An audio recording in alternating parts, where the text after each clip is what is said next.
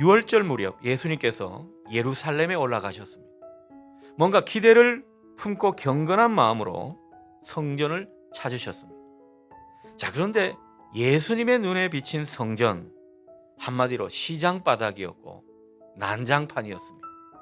장사꾼들이 사람들을 부르는 소리로 소란했고 흥정하는 소리, 짐승들의 울음소리로 이 성전은 아주 난리법석이었습니다.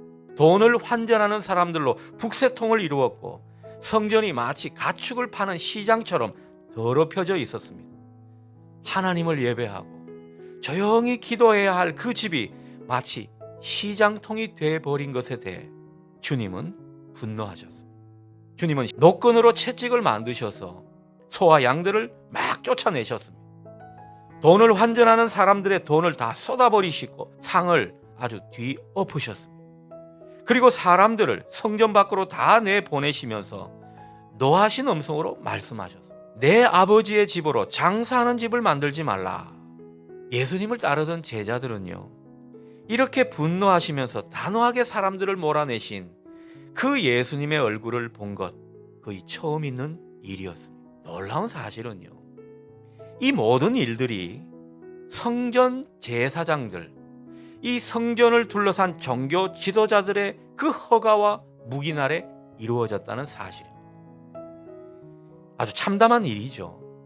성전에서 가축을 팔거나 환전하는 이 사업에 막대한 프리미엄이 붙었었는데 이게 다 성전 지도자들에게 귀속이 다 되었더라는 거죠. 상당 부분 그렇게 되었던 것입니다.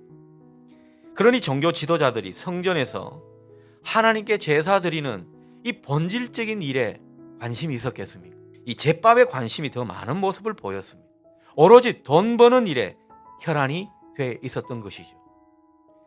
그래서 예수님께서 이 성전에서 이 모든 모습을 보고 아시면서 분노하셨고 또 상을 뒤엎어 버리신 것입니다. 사람들을 내쫓는 그런 예수님답지 않은 모습을 보이게 된 것입니다. 예수님 오죽하면 이렇게 했겠나, 여러분 그런 생각이 들지 않습니까?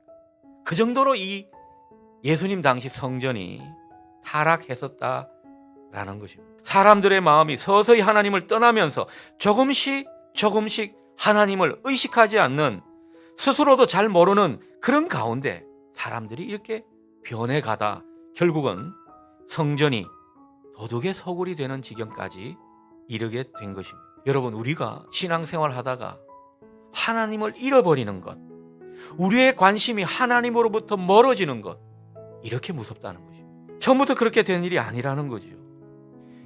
그러니 여러분, 우리 마음을요, 하나님께로부터 떠나지 않도록 잘 살피시면서 더욱더 경건에 충실한 여러분 되시기를 바랍니다.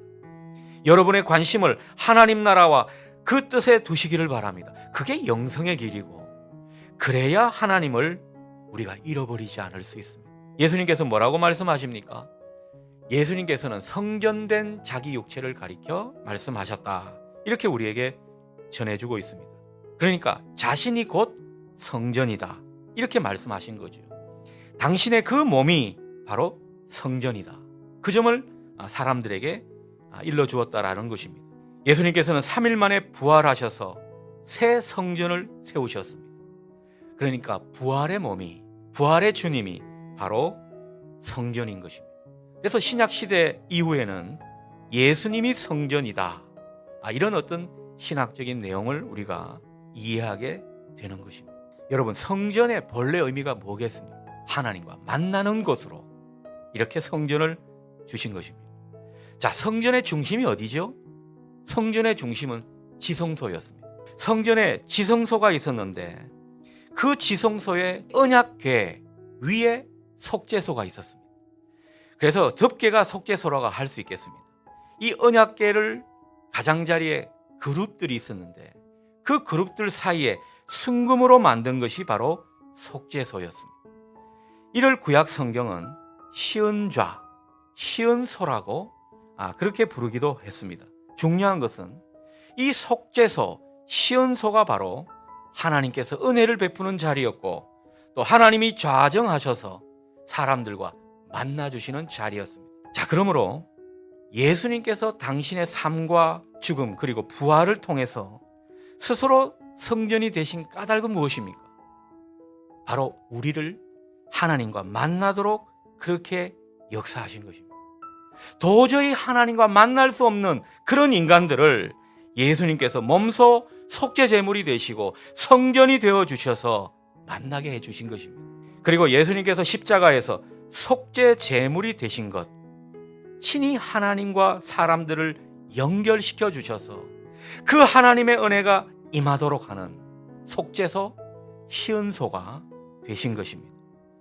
따라서 우리는 예수님 안에서, 예수님을 통해서 거룩하신 하나님과 만나게 되는 것이죠. 하나님의 은혜의 보좌 앞으로 나아갈 수 있게 되는 것입니다. 우리는 이 지성소에서 예수님의 그 은혜와 사랑을 깊이 경험하면서 하나님을 만나게 되는 것이죠. 십자가가 하나님을 만나는 자리이고, 이 십자가에 나타나는 예수님이 우리에게 성전이 되시고 또 속죄소가 되는 것임을 여러분 믿으실 수 있기 바랍니다. 신약 시대 이후를 살아가는 우리는 성전이신 주님을 모시고 사는 사람들. 그래서 우리 마음 가운데 십자가의 주님과 주님의 그 인격과 삶, 그 사랑을 우리가 본받아 살아가게 되면 우리 안에 뭐가 있는 것입니까? 지성소가 있게 되는 것이죠. 우리가 지성소를 품고 사는 인생이 되는 것입니다. 그 지성소 가운데서 하나님은 우리를 만나주시고 우리에게 은혜를 베푸시는 것입니다. 오늘 우리 마음에 성전이신 주님이 찾아와 주시고 우리 마음 가운데 그 중심에 좌정할 수 있기를 바랍니다. 그리고 여러분 마음 가운데 지성소를 가슴에 품고 사는 이 은혜가 있기를 바랍니다. 여러분 사순절 기간을 우리에게 주신 이유가 여러 가지 있겠습니다만은 우리 마음에 성전을 모시라는 거죠. 그 십자가의 주님을 기억하고 그 십자가의 주님의 그 인격과 사랑에 기대어서 우리 마음 가운데 지성소를 품으라는 것입니다. 여러분 마음 가운데, 제 마음 가운데 지성소를 품게 되면 얼마나 능력 있는 삶을 사는지 모릅니다. 이런 사람은요, 풍파가 많고 환난 질고 많은 그 세상이라고 하더라도 평안을 누리고 기쁨을 누리게 될 것입니다. 마음의 지성소가 있기 때문입니다. 진정 주님의 임재 속에서 그 사랑에 매이고 소망을 갖게 될 것입니다. 내 마음에 성전이 그 중심에 있기 때문입니다. 여러분 마음에 성전을 모시고 또 그 성전이신 주님으로 인해서 여러분의 인생이 더욱 주님을 드러내고 주님의 향기가 풍겨나고 또 주님이 우리에게 비추시는 그 빛이 여러분의 모습을 통해 반사되는 그 모습이 우리 인생 가운데 확인될 수 있기를 바랍니다. 그 가운데 우리는 더욱 즐거이 주님을 따르는 은총이 있게 될 것입니다.